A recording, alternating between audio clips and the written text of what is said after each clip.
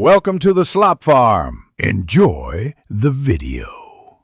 You start by protecting yourself. Goggles and gloves, because acid and sparks are real hazards.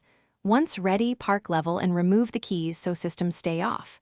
You now expose the battery and identify the terminals, positive marked with plus and red, negative with and black.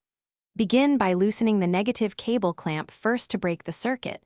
This prevents shorts when you touch the positive. Then loosen and remove the positive clamp. Do this now so you can swap in the new battery safely. You set the new battery into the tray, aligning the terminals and seating the hole down so it won't shift. Vibration shortens battery life. Once seated, connect the positive clamp first. This keeps the chassis grounded until you finish. Tighten the clamp snugly, not so tight you strip it, but firm enough to prevent movement. Next, attach the negative clamp and torque to a firm feel so electrical contact is solid. Finally, wipe terminals to remove residue and apply a thin film of grease to slow corrosion.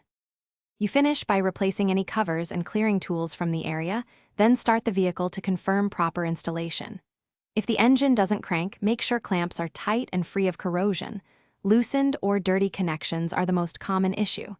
If it still fails, use a voltmeter, about 12. 6 volts means the battery is charged, below 12. 2 volts suggests charging or replacement. If you see sparks or smoke, shut everything down and call a professional. Safety first. Thanks for watching. Consider subscribing if we helped you today.